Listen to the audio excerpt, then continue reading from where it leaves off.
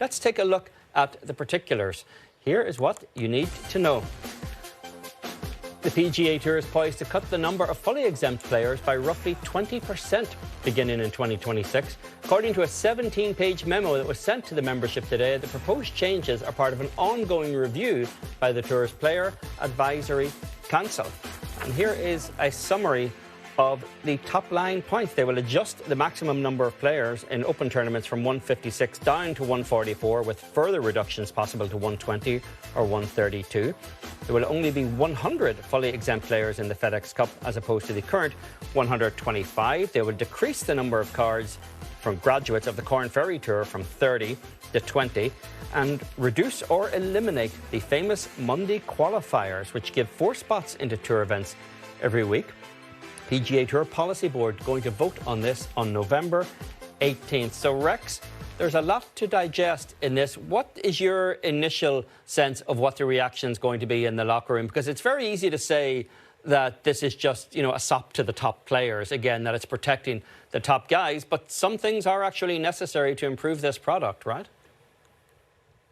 And I think this goes back to earlier in the summer, Eamon, and you and I have spent a lot of time talking about this as the news has come out a little trickly, but we've learned a little bit more. And this comes down to, in the memo you referenced, they reference ideal field sizes. And the idea here is that they want to present the best possible product, not just for TV, not just for the fans, but also for the membership. And they start talking about how many times this year has the Friday round not made the cut because they had to finish on Saturday. I think that number is 28 times, 28 events this year have had at least one round that did not finish as scheduled. And it has everything to do with field sizes, pace of play, and the amount of daylight. Now, some of those things the PGA Tour can control, and some of them it cannot, like the amount of daylight. However, as you pointed out, reducing field sizes seem to be what is sort of the pointing into the spear here. And as a result, you're going to end up with fewer and fewer tour cards. It does seem to be the end of the mantra that the Tour existed on for a long time. In fact, it's the mantra that it bonused its executives on for years, which is this concept of creating playing opportunities, which is why the fields are so big. It's why there are so many opposite field events as well. Are we now moving into a different era, in this era of private equity and professional golf, where it's suddenly earn your opportunities?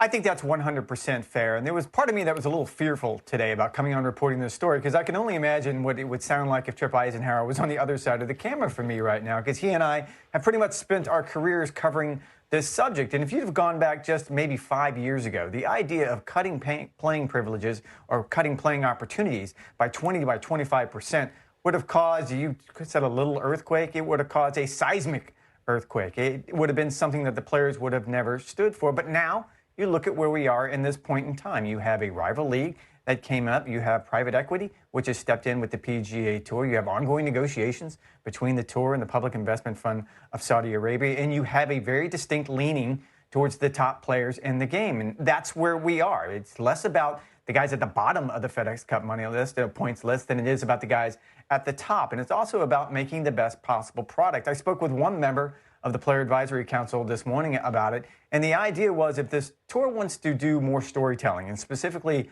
on Friday about the guys trying to make the cut and all the different stories and tales behind that, there's no way they can really do that if the cut's not being made till Saturday. You're also talking about players having to tee off 5 minutes after the sun came up. You're talking about players having to finish up in the dark. All of these things factored into this decision, and ultimately the policy board will decide. It seems to me if they're trending towards agreeing with these proposed changes.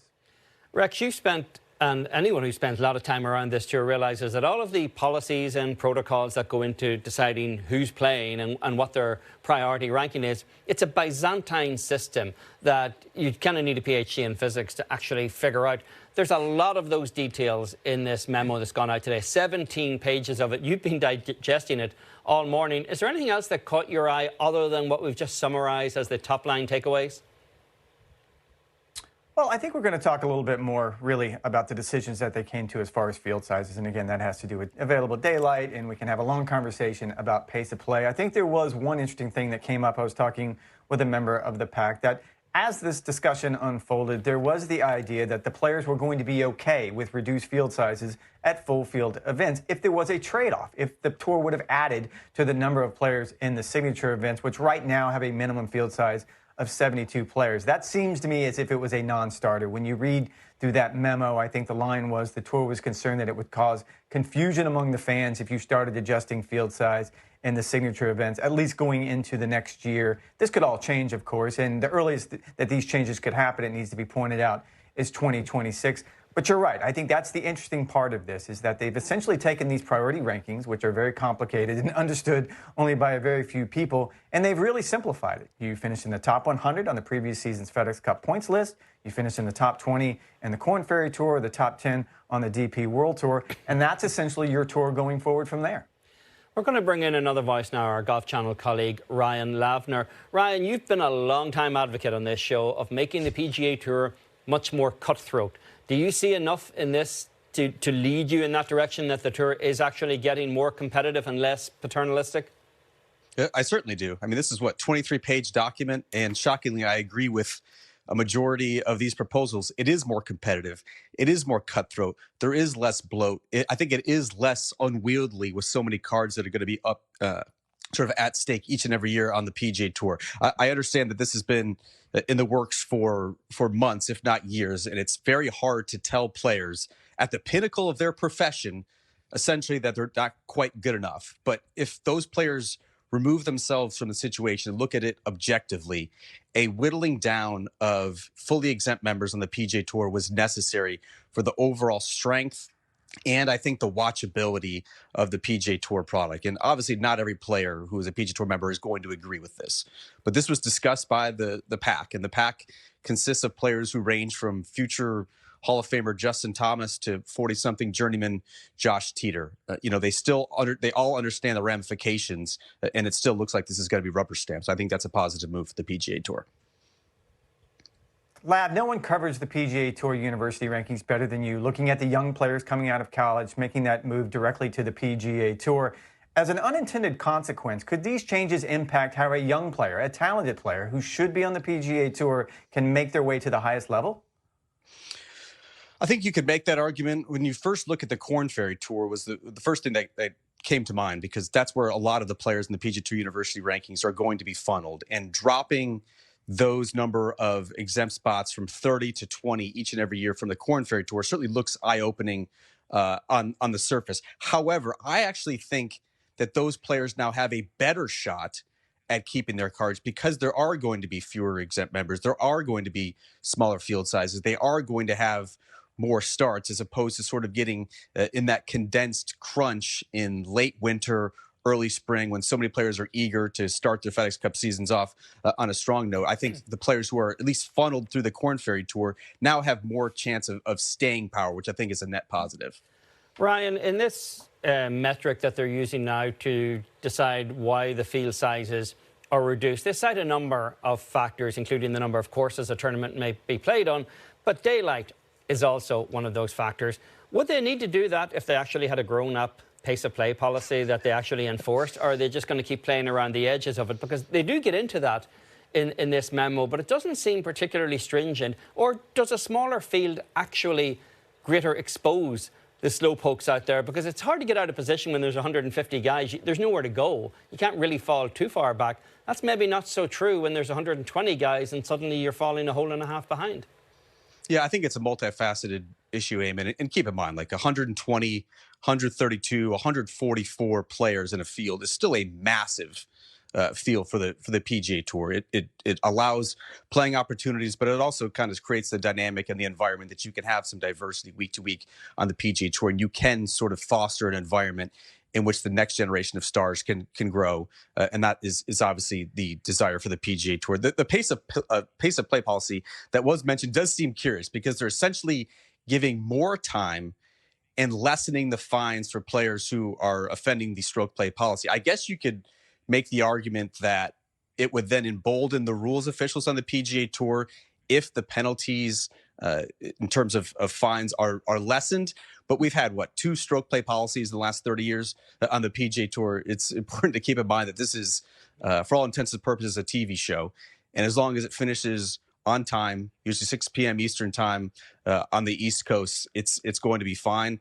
I think, yeah, to your point, if everyone just played faster, maybe this is not as much of an issue. But I don't think lopping the field size by 12 players is that huge of a negative for the PGA Tour in this instance.